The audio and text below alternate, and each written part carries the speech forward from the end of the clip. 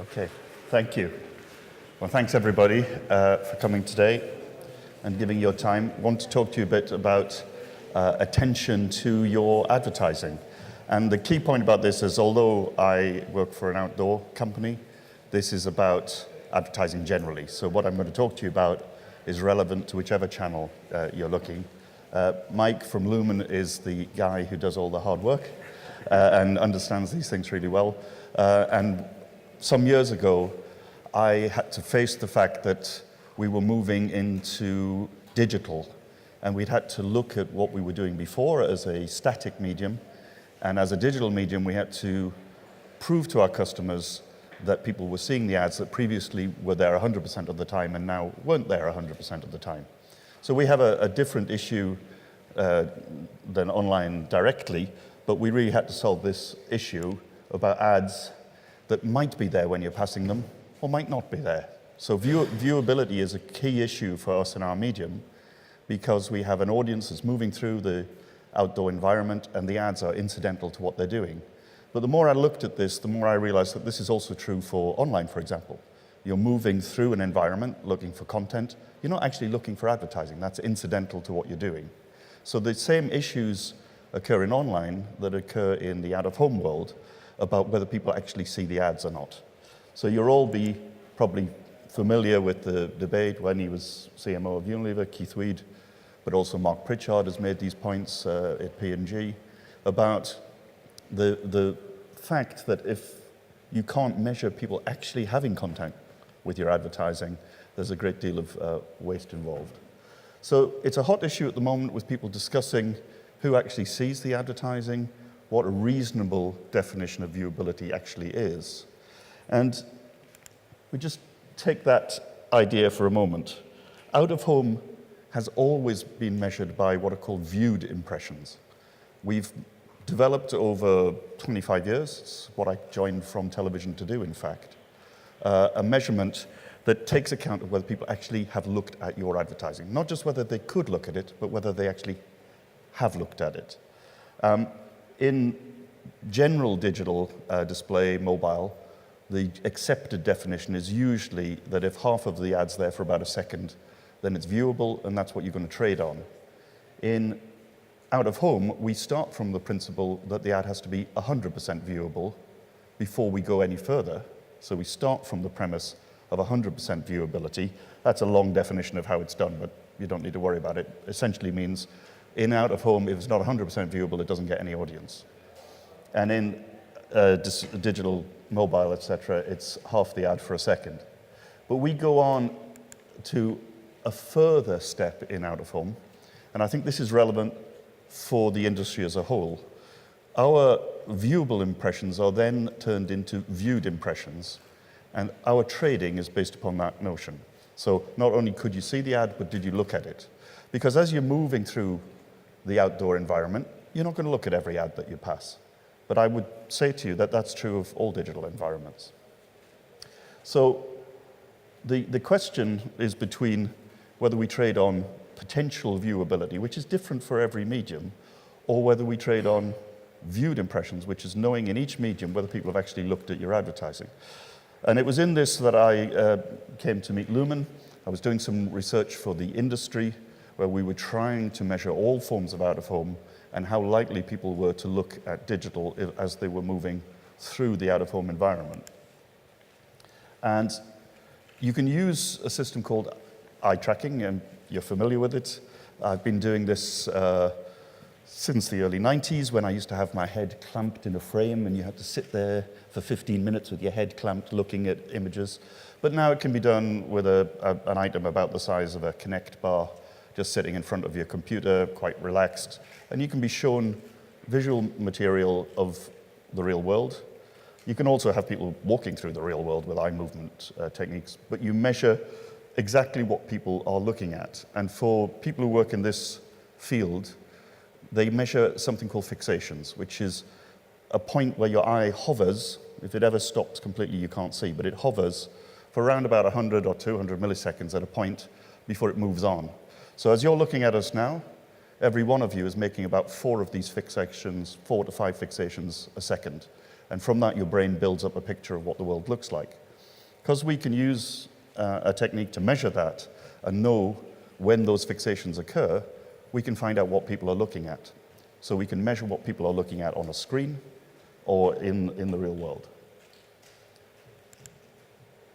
So in terms of looking at attention, you can imagine it just like our classic marketing generally as a funnel. You've got to start with, is the ad viewable at all? So that comes back to Mr. Weed's quote about billboards underwater not being relevant, but there's the whole below the fold issue in the online world, etc. Is the ad viewable? Have you looked at it? So how long is the viewable ad there? How long is it available to view? What percentage go on to view it? And also you can look at how long they look at it. And we'll get onto that a bit, because it's quite interesting how long people are looking at these really expensive crafted ads that we make. And you end up, if you do this, you can do this for each medium and end up with a comparable attention per 1,000 display. So the study that I originally did with Mike was we looked at comparing out-of-home products. And I went to a seminar that he was running for all his clients, the work he was doing for really large clients, principally in the UK initially, looking at how people are looking at online ads, the classic banner ads and side ads, and what proportion of people who could see the ads are actually looking at them. And I thought that was highly interesting, but given a lot of money is moving towards mobile, I asked him if he could do mobile. And he could, so he did mobile. And we presented about a year ago the result of these findings to various people about how people are looking at the world. What that's led to is insight for some of our advertisers and agencies to go on and use these techniques to see how their ads are communicating and which ones communicate more effectively, and how you can use eye tracking and attention to work out communication as opposed to potential communication. So, for example, with the mobile, we can measure how people are looking at the screen, whether they're looking at the ads at all, according to the IAB definition that we said earlier, half the ad being visible for a second. And in the middle, you've got heat maps from pages in the desktop area. And then this was an example of an outdoor virtual city that we created, whereby we could change the digital ads within this virtual city, keeping everything else under control. If you want to start looking at desktop display, the attention to desktop ads in average is around about 20% of the ads that are counted as being viewable, that you're trading on currently. Only about 20% of them are actually looked at, generally in display. If you look at Facebook, it does rather better. Around about 30% of your Facebook ads are being looked at. But you notice that it falls away quite quickly as well in the amount of time people are looking at these ads. If you look at mobile, mobile does rather better. If the ads are looked at, round about 60%, if the ads are viewable, rather, about 60% are looked at. And then you have digital out of home, round about. Remember that we have a definition that it has to be 100% viewable before we count it, and then we measure. And most of all, desktop pre-roll, because the way it's defined, that you have to have around about 5 seconds of viewing. So that's how advertising stacks up in terms of attention, the percentage of people who are looking at ads that are otherwise counted as being viewable. If you put that together and you combine ads that could be seen according to the definition within their industry, so in out-of-home it's 100% viewable, in the other digital platforms it's around it's 1 second with half the ad. And then you combine that with then whether people go on to actually look at the advertising. These are the percentages that you're getting of the main forms of mobile, desktop, and the key areas of driving and pedestrians in the out-of-home world, all to digital ads. So what's really interesting to me is that as a measure, viewable doesn't really give good intermedia comparisons.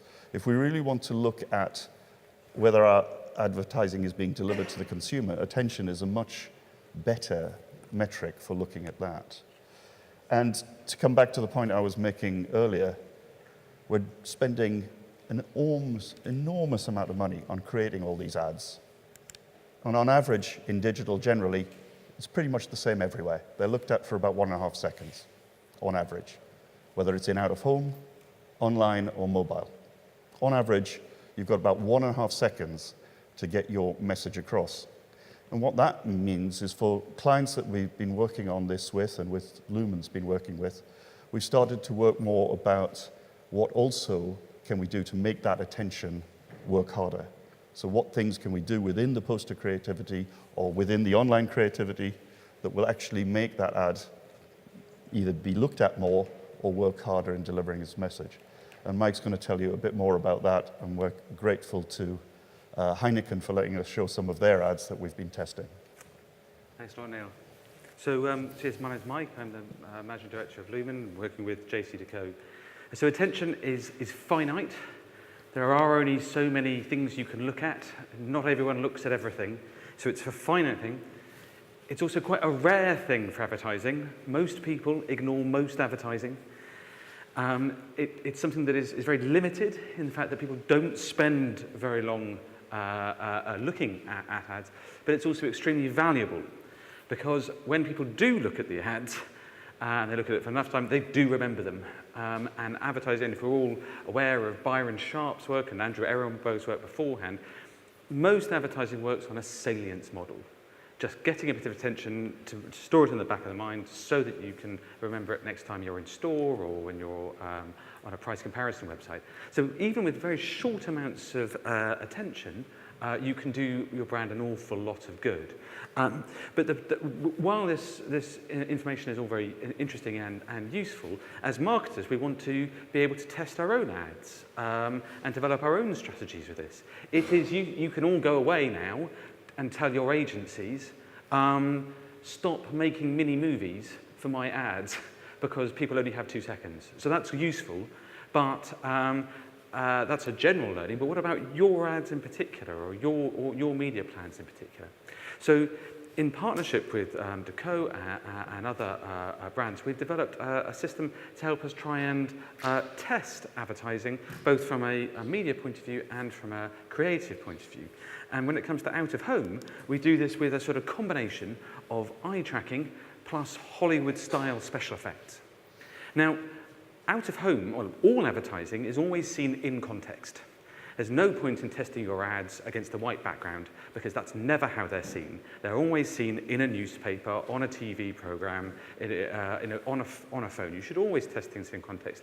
And that's especially the case for posters, because posters are in train stations or by roadsides. There's other things to look at instead of the poster. So it's very important to test whether or not your ads are getting noticed within a busy context. But the problem when it comes to eye tracking is if you show people the poster, then you've invalidated the experiment. If you say, look at this, and then ask people, do you think you'd notice this? Then people go, well, you've shown me it. How could I not notice it?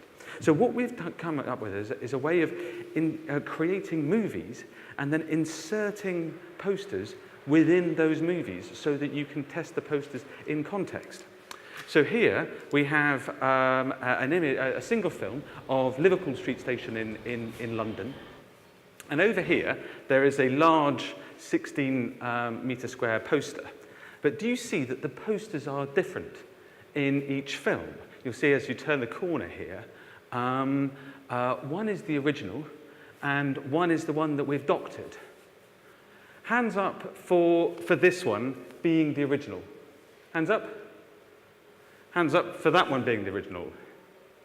A few more, yeah. I'd say that's sort of 60-40 there. Well, that's very, yes, you're right. This was the one that we'd doctored. We put that one in. But it shows it's a technique to allow you to test your ads in context. And then what you can do is get eye tracking data on how likely people are to see the first one or the second one, or to do A/B tests of the creative work within that environment. And here you see the results from 30 people that we did last week for Heineken. We did you can see that people are looking at faces and people and stuff. You know, in general, people are far more interested in where they're going than the advertising. But then you can also see what it is that they notice when it comes to the advertising.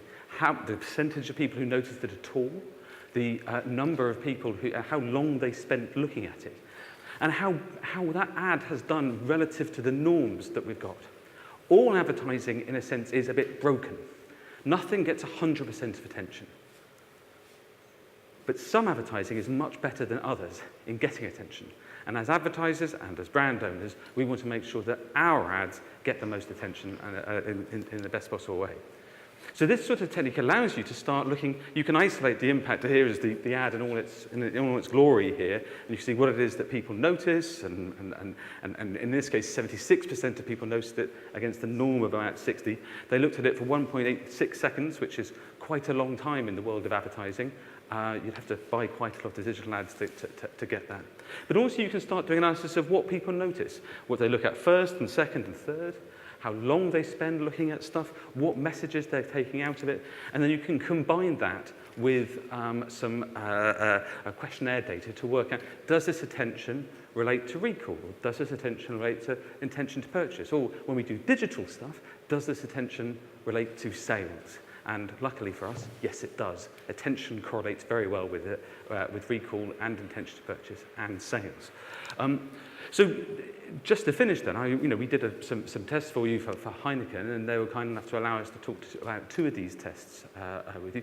The first test is very, very simple, just to say we had two versions of the big billboard poster, and we wanted to know which one was better at getting attention.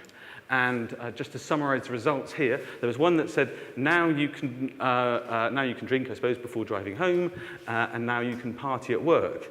And what was interesting is with even such a small change in the copy, we could see that pretty much the same amount of people noticed both ads, but the dwell time for this one was much, much greater in general. And if you're Heineken, that might be useful to realize that beer is all about partying rather than about driving. And that might be a useful thing to know about the creative. But we are at the Festival of Media, and creative always gets a sort of second fiddle, really, to the actual media. So what we've also done is a brief little experiment that in actual fact was inspired by a project that we did for a digital advertiser. Fran, you're here, are you? Fran Cowan is the marketing director from InSkin Media. They build really innovative, it's an amazing coincidence that she's here actually, but they build very, very interesting homepage takeovers, and they wanted to understand if having a big ad then is more like, if people notice a big ad like a homepage takeover, are they more likely to notice subsequent smaller ads afterwards? Does the big ad amplify the attention that small ads generate afterwards? And so, and it does for InSkin. And so we were rather inspired by this and said, well, does it work for posters as well? So what we set up was a very simple ABC test. We had the first film, people saw no ad for Heineken initially, and then a 6-sheet poster afterwards to see that was the control. Then a second cell saw one 6-sheet poster, or were exposed to one 6-sheet poster, and then a second 6-sheet poster. And then the third cell saw a massive great ad like you saw, and then another 6-sheet poster. And what we wanted to see is, was there an uplift is there an uplift if you just have another 6-sheet poster? And is it any greater if you proceed it with a massive great poster rather than a small one? And what's interesting is that the findings that we found online with InSkin's page skin format were exactly the same in Liverpool Street Station as well. What we found is that when you index this, the first poster got sort of an index of 100. When it's preceded by a 2-meter square poster, the index is around about 127. But when it's preceded by a massive great 16-meter square poster, the index is around about 160. So what this demonstrates is that there are enormous priming effects with advertising. We always judge advertising, unfortunately, creatively on its own, which is a silly thing to do. And then in media terms, as if each impression hasn't been preceded by many other impressions and will be subsequently seen by it. By understanding that advertising is always seen in context, not just in a media, but in context of time, because one ad follows another, we get a much richer understanding about the reality of attention, and it explains one of the major things about why is media mix so important. Media mix within a format, but also between formats. So here, what we have then is a unit of attention that can help us explain many, many fundamental questions about how media works, but crucially can help us trade on that. Because working with Decaux, we've been able to, and the root JIC in the UK, we've been able to create lots and lots of normative data to be fed into the root numbers for the UK so that you can trade on attention for out of home. Working with Google in the UK, we've also been able to do the same thing for digital, and working with Google and the IAB was there. And finally, working with Newsworks, we've been able to do the same for printed newspapers. We're beginning to have a consistent unit of attention, an attention currency that allows us to see where is the good stuff and where is the bad stuff. As Neil sort of showed, sometimes this helps us, reinforces what we know already. Big ads get more attention than small ads. Okay. Video ads get more attention than static ads. Okay. But it might come as a surprise that out-of-home advertising is more noticeable than digital advertising. People assume, quite wrongly, that just because you can see something online, you will see it. In actual fact, online is one of the hardest places to get attention. In actual fact, getting noticed in the street is far easier. And so the value of a single impression for out of home or for YouTube or for mobile is much greater than the same ad aimed at the same people on a website, on a standard website. And so just to conclude then, we have sort of three big learnings for this. The first is, like I said, we now have a common currency of attention. This attention stuff is really, really important and really poorly understood. But we can measure it, we can put a number to it, which allows you to distinguish and differentiate between media and put a price on what an impression is like on one media versus another versus another. The second thing is we have a system where we can optimize our attention to the creative, because the creative has this amazing multiplier effect. You spend all this money putting your ads there, but then if the creative is dud, then you're not making the most of the opportunity to be seen. So we can optimize our ads, and by optimizing, that usually means make it simple, make it beautiful, make it funny, make it quick. So if we can simplify things there, less really is more. And the final thing is that we can start to use this common currency of attention to help with media planning and media mix, because trying to understand that no matter how different the media are, our eyes are always the same, allows us to realize that all ads are similar and compete on the same level playing field. So thank you very much, guys. Any questions? We have 10 minutes before the next speaker is on. So, yep.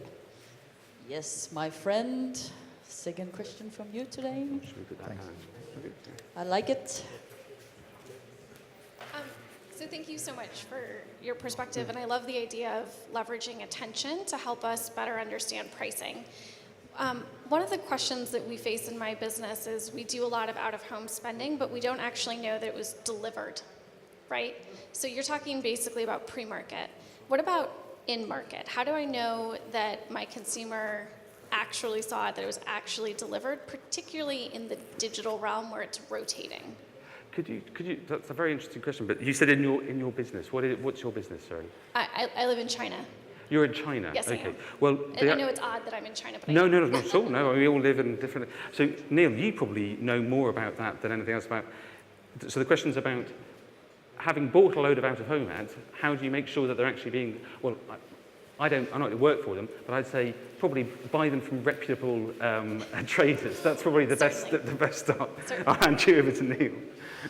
We recently developed a global programmatic trading platform for the outdoor industry called View. And within that, we have automated proof of play activities so that we can close that loop and tell people where their ads were played and provide evidence of it. There are increasing tests, and I think it'll start to happen in a number of markets where particularly digital out-of-home will increasingly have the same metrics that provide a return path saying that the ad is actually aired on a particular screen at a particular time. There's some evidence that that's starting to happen in a few markets. At the moment, it's not widespread.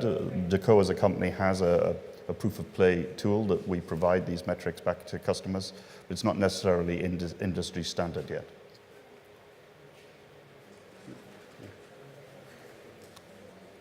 So great vision on the attention as a trading tool. What do you think are the biggest obstacles right now in the industry to actually move? The biggest obstacles to adoption of this? Yes. Well, one's an obstacle from us, and the other's an obstacle from the market. The first obstacle from us is we simply don't have enough data, because we have data about Britain across lots of different markets, but more data will allow for greater granularity and greater confidence in the data that we've got. But the second thing is a misalignment of objectives.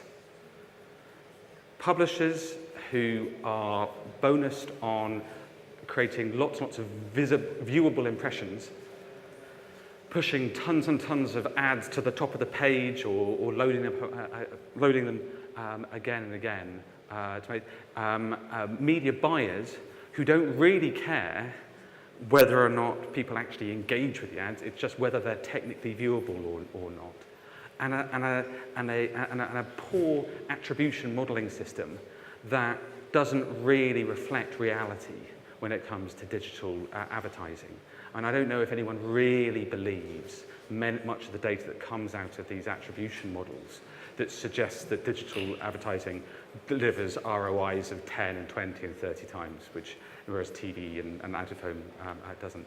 So I think that there are a couple of structural problems there. But to get over that, to resolve that, what do you need? Well, all you really need to do is go back to the very first quote that we had from Keith Weed when he was, and Mark Pritchard has said the same, which is, it's the advertisers that have the power. I know you might not think that, but they have the money. And so if advertisers look to buy quality and demand that their money goes on not just viewable but viewed advertising, and refuse to buy the long tail of ads that just don't get looked at, that's where change will come from. So there are barriers to the adoption of this, but really it's down to advertisers demanding to buy quality, and using this as just one of the many metrics they can use to understand where quality really is in the market.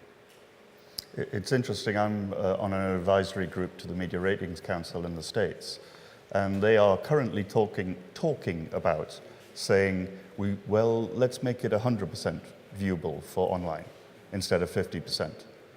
The metrics are there now. There's nothing to stop people doing that. But even in just that one little movement, people are quite reluctant to make that step. And I think it'll come. I think the pressure is coming. Because quite frankly, we did it in out-of-home 20 years ago because we had to. We were a 5-6% medium, competing with television in those days, not with online. Wasn't there at the time. And people, frankly, didn't believe our figures because they thought not everybody who goes past an ad sees it, so I'm going to discount it by 10 or 12 or whatever it was. And we had to come up with a method that would be universally acceptable and agreed to have a gold standard so that we know that that ad is being seen. And I believe we're at an inflection point in digital where so much money is being spent on digital generally, including out of home, that we have to have that for the whole industry, and we have to have that agreement and move to something that is tradable in a more meaningful way, which also means your ROI calculations will make more sense. Because at the moment, people are doing ROI calculations on a lot of views that actually haven't happened. Thank you for your presentation today. I found it very interesting. My name is Eric Austin from Procter & Gamble. You went into a little bit of the question that I had. When we think about cross-channel measurement, and including out-of-home in that, you spoke about you had some test markets, particularly in exposing that via programmatic. Can you speak to the incrementality now that you have some level of consistency of measurement that out-of-home is bringing to the media mix? Well, thank you for your question. Can I just first talk about attention and incrementality that we have, and then I'll pass over to Neil, who can talk about the out-of-home specific nature of that. So attention is great, but also reach incrementality. Reach incrementality, yes. Well, we've done lots and lots of work in the UK to work out, is there a connection between ads that people look at and ads that people buy from? And very reassuringly, across all the fact we work with utilities companies and retailers and apparel companies and insurance, it's consistent every time. The ads that people look at are the ads that people buy from, which is reassuring for all of us, because if people bought from ads they didn't look at, none of us would have a job. So certainly there's a very strong connection on the programmatic level there. When it comes to reach incrementality, obviously the data that we produce is in a sense reach shrinking. What we talk about is reducing the number of sites you advertise on or just investing in the quality sites rather than that. But in actual fact, of course, much of the reach that you're getting at the moment is worthless. Because even though the ads are being served, no one's looking at them. So you're just spending on ads so we talk much more about reducing wastage rather than increasing reach there. But the final thing is about out of home and the incrementality of out of home. When you're looking at metrics that you're getting from the out-of-home world, all of the major measurements in the world today, including Geopath in the States, Root in the UK, the Dutch system, Outdoor Impact in Scandinavia, etc., are measured based upon viewed impressions. So our reach and our frequency is based upon people looking at the advertising. Unfortunately, that's been compared with reach, as has just been said, that's somewhat illusory in other things. But out-of-home's never really had a problem with growing reach. We kind of throw that stuff off at a high level very quickly, which is also one of the reasons we've been getting traction with conversations with customers about how looking at it this way allows them to see how other media might compare. Does that come even close to I guess answering it your was question? also maybe about getting cross messages, cross screens you were talking about? Or? Yeah, it's the cross-platform measurement and how out-of-home is going to fit in there and have a common level of reach amongst. So how do you compare the out-of-home impression to a online impression versus a TV impression? So at some point we got to get to some consistency of measurement. And I just want to get your thoughts on how out-of-home will plug in and what are the metrics that you're going to use to allow the cross-channel platform. There are two or three So we have 2 minutes left. Yeah, so. there are 2 or 3 cross-platform tools that do that, where the data is brought in and merged, Touchpoints being one of them in the United Kingdom. It never really got going in the US, unfortunately. It operates in a couple of markets. But the money hasn't come behind to bring these jigs together into one thing. Right at the moment, the attempts that Nielsen are making and so on you'll be well familiar with. I think it has to be done, though, at an industry level and not from a commercial research company. I think we have to work together on it. Perfect. Thank you so much, guys.